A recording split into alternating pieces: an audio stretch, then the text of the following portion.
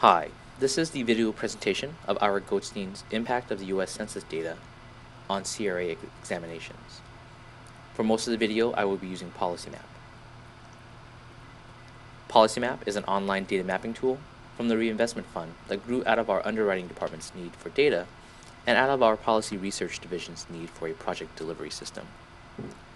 Data is nationally available, and there are over 10,000 indicators of data, ranging from home sale data to unemployment to demographics, HMDA, and a variety of other variables, including a library of federally designated areas such as NSP scores and CDBG eligibility. There are two types of data sets available in the system. There are thematic maps that show data visually, and there are point data sets referencing locations like schools, hospitals, public housing, LIHTC, and other data sets. The Community Reinvestment Act has a basic idea that depository institutions have an affirmative obligation to meet the credit needs of the community within which they are charted.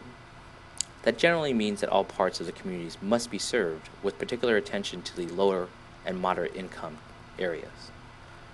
About a year ago, the Fed took a step of saying that if a lender could help finance activities that were consistent with the community's NSP plan, they could claim CRA credit for that activity.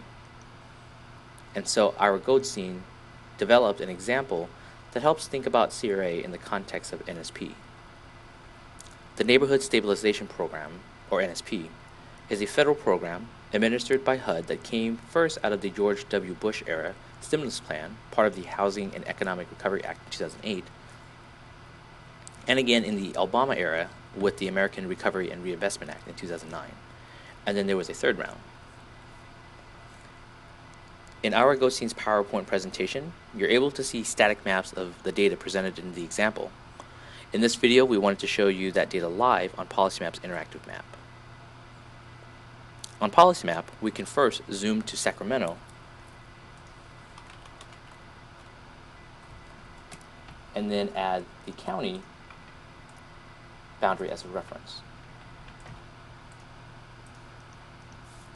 The first indicator of Ira's example is the concept of greatest need, which derives directly from the NSP program language, and HUD created an algorithm to identify those areas. This is the foreclosure risk score. Once you add a piece of data, the title on the very top will tell you exactly what data you're looking at. And then, of course, the details button will give you a longer explanation of what makes this score, as well as a link to the HUD site that explains how the scores were calculated. The legend on the left will tell you the years that are available, as well as to tell you two important things with the map. The first is the geography that the data is shown at. In this case, it's showing census tract level data. And then the scores or the ranges for the values that are being shown. So anything in a dark purple are tracts that have a score of 17 or more, whereas anything in the lighter color have 5 or less. We can click onto the map and get the lowest geography that the data is at and the score for that geography. And of course, we can also zoom in and get a more detailed look at some of these scores throughout the area. The next indicator are areas that are income eligible based on CRA criteria. You can find this data also under Federal Guidelines, under the CRA Eligibility tab. So here we're looking at the percentage of median family income as of AMI. So again, anything in the dark purple in this case is not a score like we saw previously, but is the percentage of the median family income.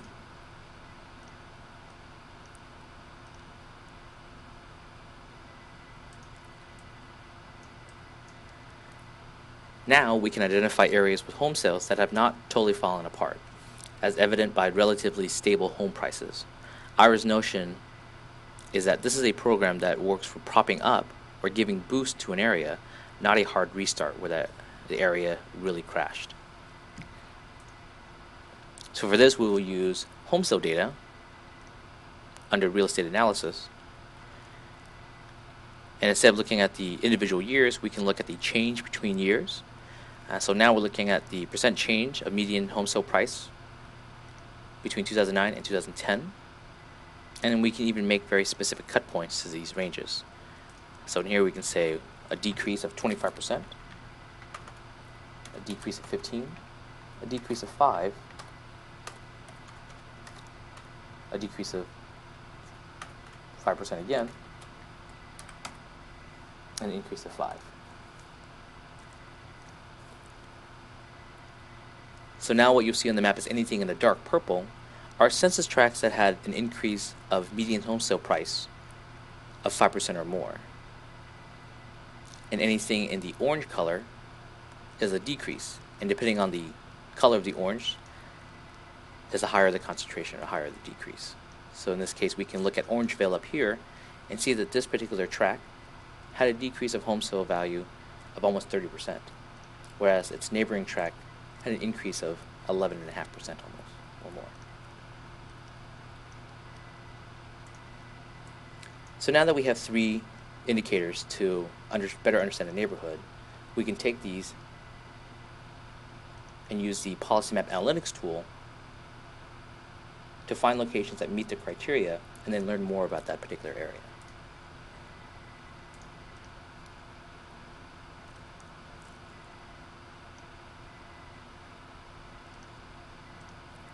We'll start with the NSP foreclosure risk score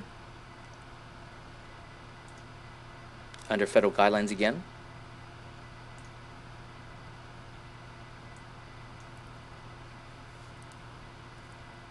We want places with scores that are high but not off the chart.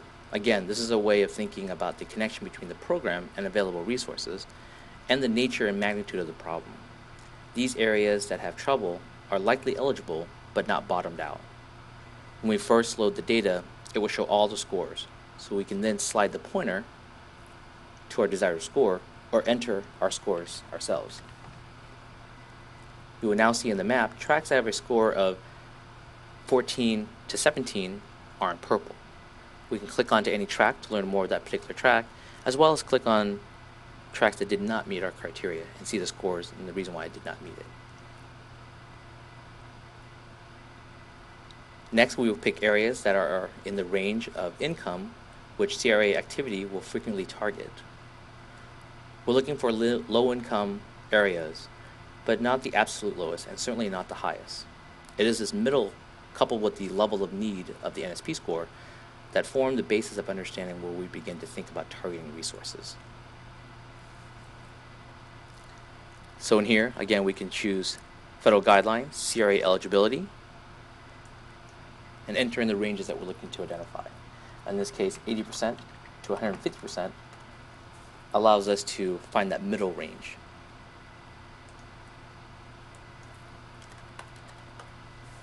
Now we can click onto the map again, and any place in purple meets our 2 criteria that we set, the HUD foreclosure risk score, as well as the percentage range of the AMI. And again, we can click onto the areas around it and see why it did not meet our criteria as well. In that same logic, IR identifies areas with home prices that have not fallen some or even risen some, but the basic notion is that we're trying to focus on places that have need and eligibility and are not in free fall.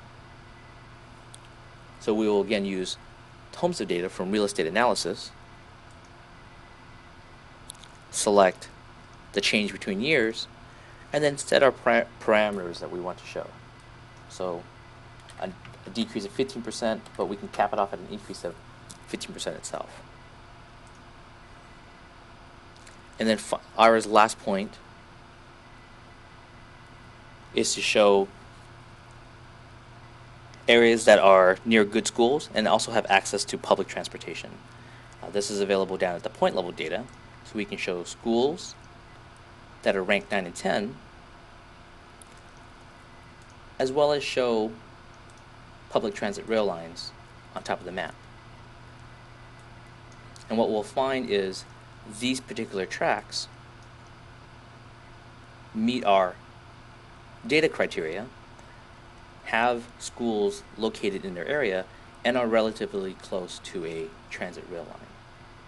So within PolicyMap, to learn more about these particular areas, what we can immediately do is draw this target area using the Build Custom Region feature.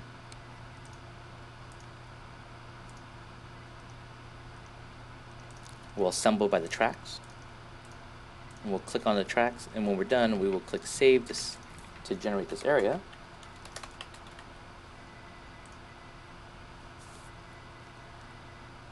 And then take it into the Reports feature to aggregate data for. The Community Profile Report will give us the demographic numbers that we want to learn about this particular area. And so in here, what you'll see is a summary of what we're looking at, which is the county and the tracks and the zip codes that it might touch. But then we'll see things like the school district that it's in and the actual data itself. So this particular area has a decrease of population. You'll be able to see its reference to the county and the state that it's in, as well as the racial characteristics for the area, the age distribution, and even income variables. The idea is that once we identify a target area, we can build these reports to quickly learn more about it. For more information on Ira Gostein's presentation, please visit the Reinvestment Fund's website and click onto the Resource Center page. To learn more about PolicyMap, please visit our website at www.policymap.com today. Thank you and have a great day.